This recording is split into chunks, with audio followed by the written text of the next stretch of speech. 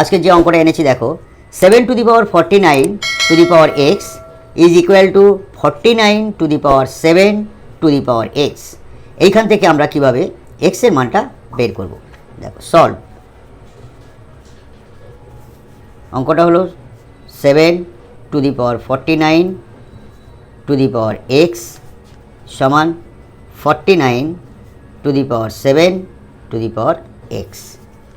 অতএব 7 49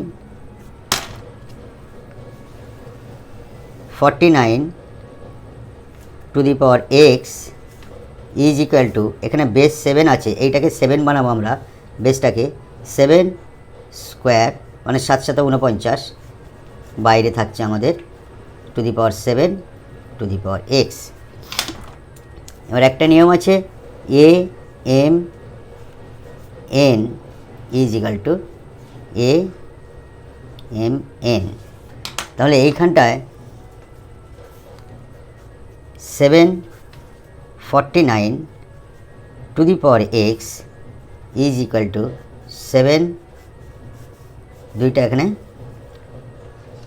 গুণ হয়ে যাবে 7x, এটা গুণ। অতএব বেস 7 মিল হয়ে গেল। তাহলে আমাদের এখানে লিখব 49 two the power x is equal to 2 into 7 to the power x. অতএব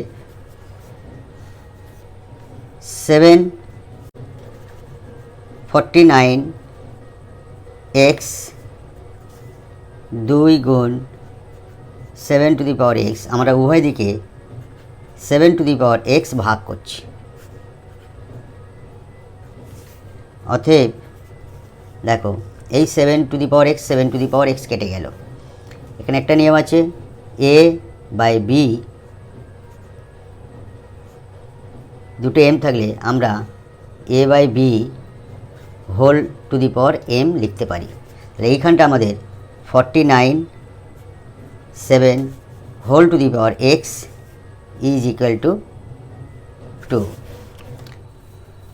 আমাদের এইটা কেটে গেলে 7 হয়, তাহলে 7 টু দি পাওয়ার এক্স সমান 2।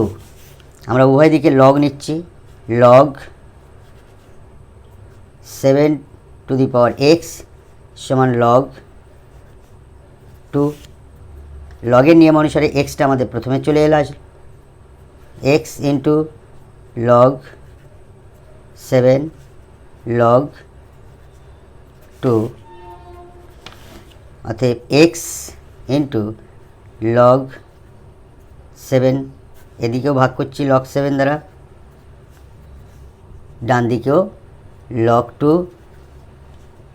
কে আমরা লগ 7 ভাগ করছি। অতএব লগ 7 কেটে গেল, তাহলে এক্সের মান হবে লগ 2 বাই লগ 7, অথবা আমরা এক্স সমান লিখতে পারি লগ বেস 7। এটাই উত্তর। Thank you.